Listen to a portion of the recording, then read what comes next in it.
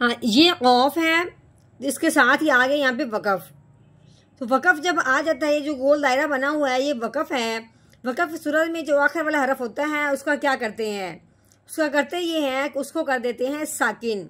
अब साकिन किसको कहते हैं, जिस तरह ये दालनुमा बनी हुई है इसको कहते हैं जज़म।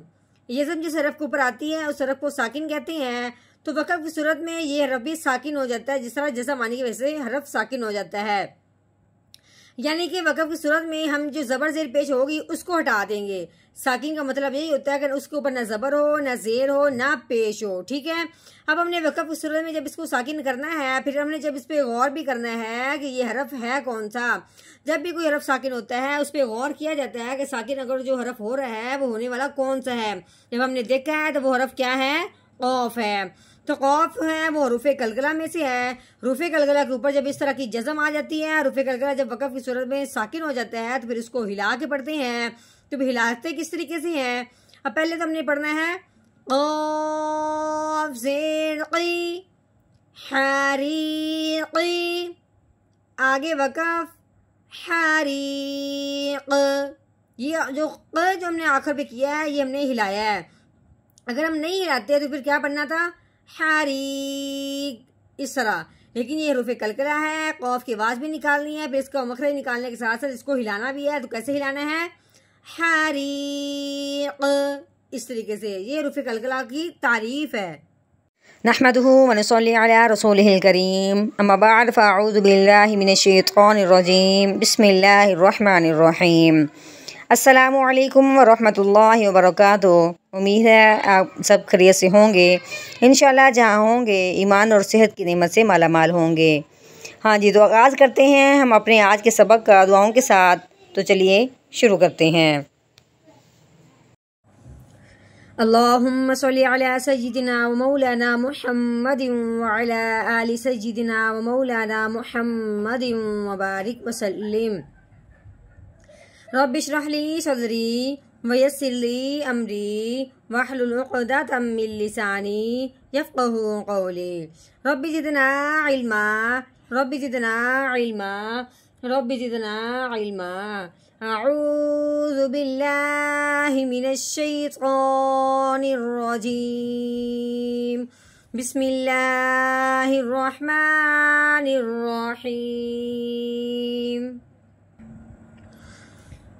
हाँ जी, आइन, आइन के ऊपर लगी हुई है ज़बर, आगे ये राल, राल के ऊपर भी ज़बर लगी हुई है। बताने का मतलब ये है कि आगे कोई शादी जज़म नहीं है, ये पिछले वाला हरफ उसके साथ नहीं मिलेगा। तो कैसे पढ़ेंगे, आइन ज़बर आ, राल के ऊपर ज़बर आ गई, आगे अलिफ है, अलिफ से पहले हरफ पे जब ज़बर हो तो पहले वाले हरफ उसके साथ मिलते हुए एक अलिफ के बराबर लंबा करते हैं। तो कैसे पढ़ेंगे, राल अलिफ ज़बर रा, आज़ा, बा, बा के ऊपर लगी हुई पेश, बा पेश बो, आज़ाबू।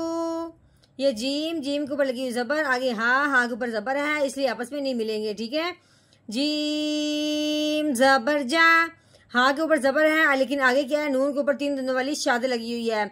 शाद वाला जो हरफ होता है वो भी पिछले वाले को अपने साथ मिलाता है। ठीक है, शाद वाला हरफ अगर हो नून, जिस तरह नून आई है शाद के ऊपर आई है, शाद आई है नून के ऊपर, तो पिछले वाले हरफ को उसके साथ मिलाते हुए इसको एक अलिफ के बराबर गुना भी करेंगे। कैसे करेंगे, हानून ज़बर हन, जहन, आगे नून, नून के ऊपर लगी हुई ज़बर, नून ज़बर ना, जहन्ना, मीम ज़बर मा, जहन्नमा। ये वाओ, वाओ के ऊपर ज़बर लगी हुई है, लाम, लाम के ऊपर भी ज़बर है, वाओ ज़बर वा, लाम ज़बर ला, वाला। हा, हा के ऊपर लगी हुई पेश, आगे मीम, मीम के ऊपर जज़म लगी हुई है तो मीम साकिन हो गया। जिस हरफ के ऊपर ये जज़म आ जाती है उस हरफ को साकिन कहते हैं और पिछले वाले हरफ को उसके साथ मिलाते हैं। तो कैसे पढ़ेंगे, हामीम पेश हुम, वाला हुम, आइन ज़बर आ, राल के ऊपर ज़बर लगी हुई है, आगे आगे है अलिफ। ठीक है, अलिफ से पहले हरफ पे जब ज़बर आ जाती है तो उसे एक अलिफ के बराबर लंबा करते हैं। तो कैसे पढ़ेंगे, राल अलिफ ज़बर रा, हाँ जी, आगे बा के ऊपर पेश है लेकिन आगे अलिफ भी है, उसके आगे लाम है, लाम के ऊपर लगी हुई जज़म। ठीक है, जज़म वाला जो हरफ होता है वो पिछले वाले को अपने साथ मिलाता है। उससे पीछे हमने जब देखा है तो वो अलिफ है, अलिफ के ऊपर कोई ज़बर ज़ेर पेश नहीं है। उससे पीछे देखा है तो बा के ऊपर पेश लगी हुई है। अब इस अलिफ के बजाय हमने बा को लाम के साथ मिलाना है। तो कैसे पढ़ेंगे? बालाम पेश बुल आज़ाबुल।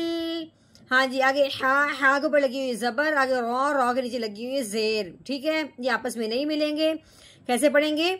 हा ज़बर हा, रॉ के नीचे ज़ेर है लेकिन आगे या के ऊपर आ गई है जज़म, तो या हो गया साकिन। या साकिन और उससे पहले हरफ के नीचे आ गई ज़ेर, तो पिछले वाले हरफ उसके साथ मिलते हुए एक अलिफ के बराबर लंबा करते हैं। तो कैसे पढ़ेंगे?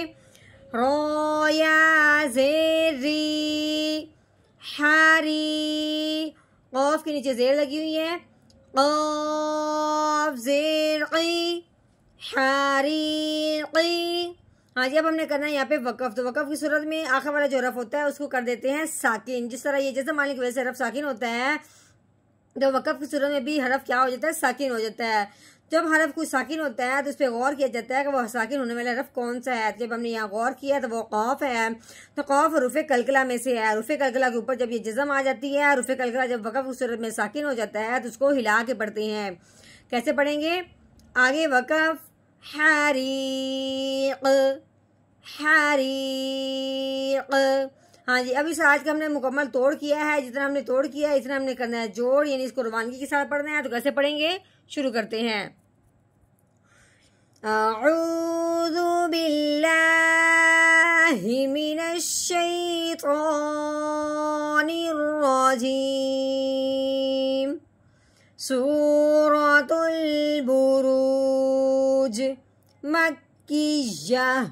बिस्मिल्लाहिर्रहमानिर्रहीम। अज़ाबु जहन्नम वलहुम अज़ाबुल हरीक़। अज़ाबु जहन्नम वलहुम अज़ाबुल हरीक़।